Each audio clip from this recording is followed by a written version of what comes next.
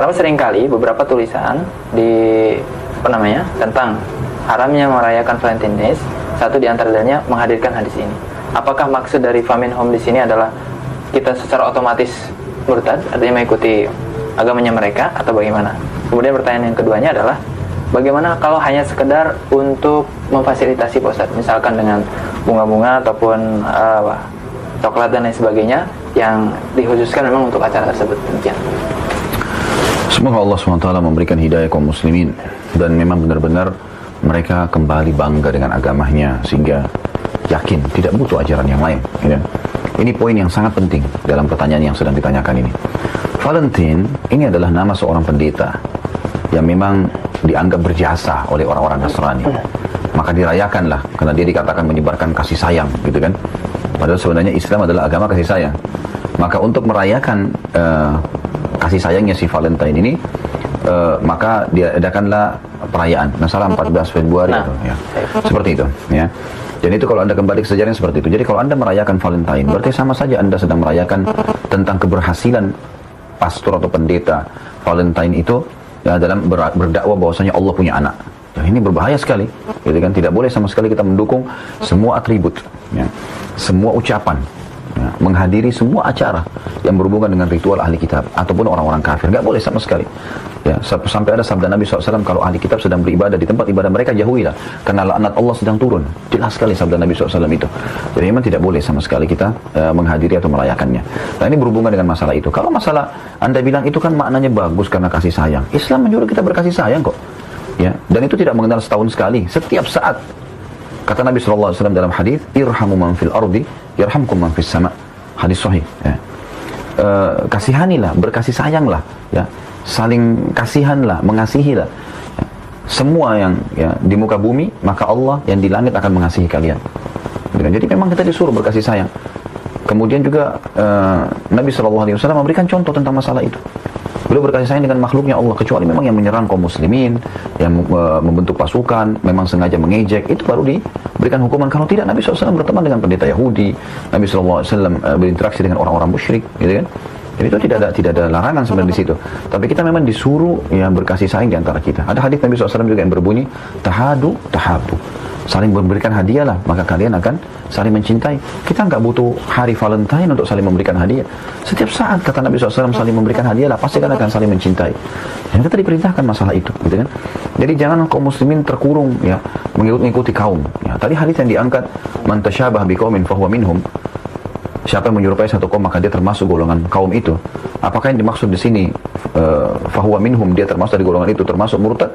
Maka kata para ulama, jumhur ulama, kalau dia yakini dan dia sudah tahu bahwasanya itu tidak boleh dalam Islam, lalu tetap dia lakukan, maka masuk dalam kategori murtad, meninggalkan agama.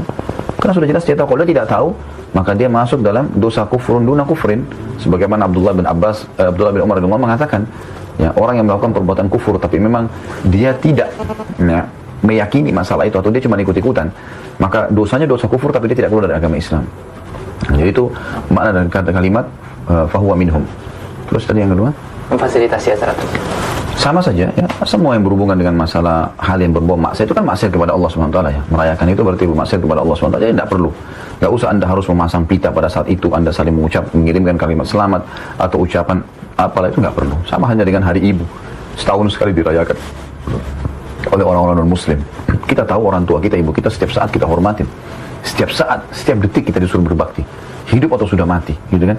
Jadi jelas sekali memang kita disuruh melakukannya itu setiap saat, tidak perlu pada saat setahun sekali. Sama dengan masalah Valentine tadi. Allah. Hari ini ada banyak anak-anak muda merayakan Valentine, hari kasih sayang, hari cinta kata mereka.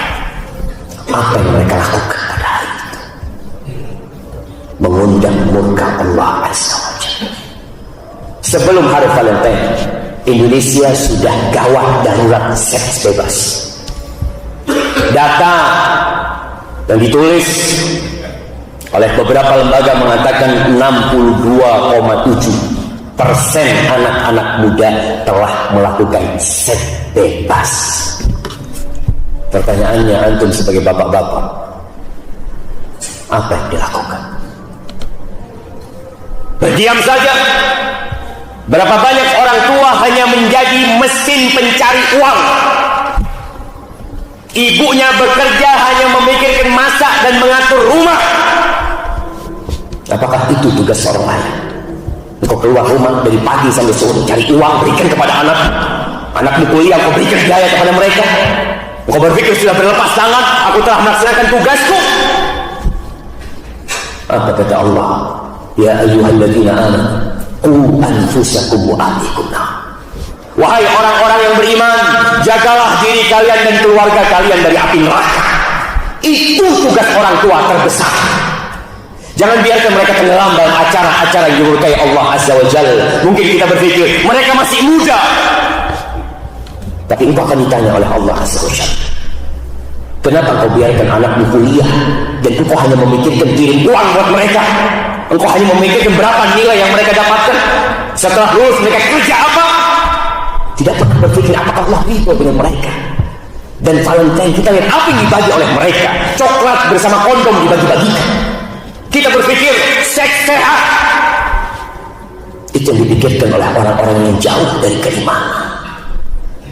Islam tidak melarang untuk menyalurkan cinta dan kasih sayang. Bahkan Allah mengatakan fankihu ma qabalakum minan nisa mathna wa thulatha wa ruba'. Nikahin perempuan yang baik-baik buat kalian 2, 3, 4. Fa in khiftum alla ta'dilu fawahidah. Kalau takut tidak bisa berlaku adil, cukup satu. Islam tahu dan kita mayoritas muslim. Kita tahu dengan aturan agama kita. Prostitusi di mana-mana merajalela. Dan Nabi SAW mengatakan ya ma'syarasy syabab man istata'a minkumul ba'a falyatazawwaj. Wahai kaula muda yang mampu menikah, segera menikah. Fa innahu aghaddu lil basar wa ahsan lil farj. Karena pernikahan itu akan membuat kalian menjaga pandangan kalian dan menjaga kemaluan kalian. Yang tidak mampu puasa, kata Nabi SAW, ada solusi. Dan kita lihat anak-anak muda sekarang. Kadang-kala anak berpikir mereka duduk laki-laki dengan wanita malam hari. Mana bapaknya? Mana orang tuanya? Apakah orang tua akan menjadi dayun di antara orang-orang yang Allah tidak akan melihat kepada mereka, tidak akan memandang kepada mereka, tidak akan mengampuni dosa mereka, tidak akan membersihkan mereka? Salah satunya ad-dayyun alladzi yuqirru bil munkar fi ahli, yang dia biarkan kemungkaran terjadi di rumahnya. Anak gadis perempuannya dibawa oleh laki-laki, dia biarkan. Lalu kita merasa tenang dan damai. Jemaah, masyarakat ini harus kita jaga bersama-sama.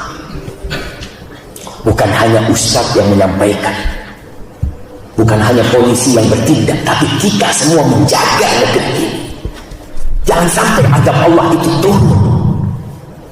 Dan kita tahu tidak ada dosa yang sangat menakutkan hukuman buat dia di dunia lebih daripada perzinahan. Ketika dia pemuda-pemudi yang belum menikah, dia dipecut, dideras 100 kali, dilihat oleh umat manusia, dan jangan kalian sayang sama mereka. Dan tahu dia orang-orang yang sudah menikah, maka dirajam sampai mati. Semua sel-sel di tubuhnya yang telah merasakan nikmat zina terlarang, Allah kasih yang halal, dia cari yang haram, itu dilempari batu agar dia mati tersiksa. Jangan sampai berpikir kesian mereka. Ya, kita kesian mereka, tapi kita kesian dengan orang lain yang banyak, yang gara-gara perbuatan-perbuatan tersebut dibiarkan azab Allah itu turun. Dan siapa yang dapat? Semuanya terkena azab itu. Maka orang tua berkaitan dengan hari Valentine, jaga anak-anak kita. Kita nggak kenal Valentine.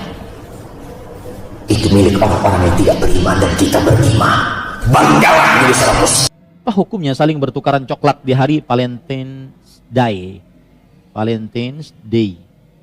Maka jawabannya haram. Karena ini termasuk daripada menyerupakan diri dengan orang-orang kafir di dalam perayaan-perayaan mereka. Dan Valentine's Day ini adalah hari kasih sayang yang di dalamnya terdapat kemungkaran-kemungkaran. Di antaranya dikhawatirkan menghalalkan perzinahan. Dikhawatirkan menghalalkan perzinahan, maka tidak diperbolehkan dan diharamkan untuk melakukannya atau mengikutinya atau ikut andil dalam kegiatannya walaupun sedikit-sedikit ikut andilnya. Apa hukumnya ikut merayakan? Sama saja. Bagaimana cara membentengi keluarga dan anak-anak kita tentang bahayanya zina? Maka begini, ibu-ibu saudari-saudari muslimah harus dikenalkan kepada anak-anak kita, terutama yang sudah paham tentang adanya perempuan dan adanya laki-laki. Dan itu kadang-kadang pengenalannya bahkan sebelum baligh. Seperti anak-anak yang sudah mumayyiz umur 7 tahun ke atas, maka tidak mengapa kita mengatakan ini anak perempuan, ini anak laki-laki, perempuan itu auratnya ini, laki-laki itu auratnya ini, hukum antara perempuan dengan laki-laki itu seperti ini, tidak mengapa kita jelaskan sesuai dengan kemampuan. Ya, ini harus ditegakkan dulu poin pertama ini, yaitu mengenalkan hukum aurat di antara anak-anak. Dan yang kedua, mengenalkan perbuatan zina itu sendiri, bahwa ini haram. Ya, tentunya sesuai dengan kapasitas yang dia pahami pada saat umur dia, kita jelaskan perkara tersebut. Kemudian yang ketiga, kenalkan bahwa perbuatan zina itu adalah haram dan bahaya-bahayanya seperti ini, seperti ini, seperti ini. Dan yang keempat, Anda sebagai orang tua harus sangat protektif terhadap anak. Lebih baik kita capek, Bu, di dunia dibandingkan kita capek berhadapan dengan Allah Subhanahu wa taala kelak di akhirat dimintai pertanggungjawaban kenapa anak kita berzina, na'udzubillah. Ya. Rasulullah SAW bersabda, ar-rajulu ra'in ala ahli baiti wa huwa mas'ulun anhu. Seorang lelaki pemimpin di tengah rumahnya dan dia bertanggung jawab atas mereka. Al-mar'atu ra'iyatun fi baiti zawjiha wa hiya mas'ulatun an auladihi wa an baiti zawjiha. Dan seorang perempuan, dia pemimpin di tengah rumah suaminya dan dia bertanggung jawab atas anak-anak suaminya dan rumah suaminya. Ini wallahu alam. Kemudian yang kelima kalau tidak salah, berdoa untuk anak. Sebagaimana yang Rasulullah SAW lakukan terhadap seorang pemuda yang ingin berzina. Maka Rasulullah SAW memegang dadanya, kemudian beliau berdoa, Allahumma tahhir qalbahu wa hassin farjahu wa hassin farjahu. Allahumma tahhir qalbahu wa hassin farjahu waghfir dzambahu. Ya Allah, sucikan hatinya, jaga kemaluannya dan ampuni dosa-dosanya. Nah, ini semestinya seorang orang tua sering mendoakan anaknya dengan doa ini, terutama kita di zaman sekarang yang sangat banyak mudah tersebar syahwat-syahwat yang diharamkan. Dan ada perkataan menarik ini juga kemarin di hadapan kajian ibu-ibu di Martapura saya sampaikan. Perkataan Imam Ibnu Qayyim Al-Jauziyah yang sangat menarik. Di dalam kitab beliau Al-Fawaid, Al-Faidah. Beliau mengatakan, as-sabru 'anis syahwah ashalu minas sabri 'ala ma tujibuhu syahwah. Sabar dari syahwat yang haram, sabar dari terperosok kepada syahwat yang haram lebih mudah dibandingkan sabar dari hal-hal yang mengkonsekuensikan seseorang saat sudah terperosok ke dalam syahwat yang haram. Saya beri contoh dalam kehidupan sehari-hari. Kita mengajak anak-anak kita untuk sabar. Perempuan tidak membuka auratnya, perempuan tidak berhubungan dengan laki-laki yang bukan mahramnya, perempuan untuk tidak keluar dengan mengerjakan hal-hal yang diharamkan dalam agama. Ini lebih mudah dibandingkan ketika sang anak ini sudah terperosok ke dalam perbuatan zina dan mendapatkan konsekuensi dari perbuatan zina tersebut. Sabar menahan anak-anak untuk mengerjakan itu lebih mudah dibandingkan sabar saat anak sudah terperosok ke dalam perbuatan nista tersebut. Nah, ini hati-hati, wallahu a'lam.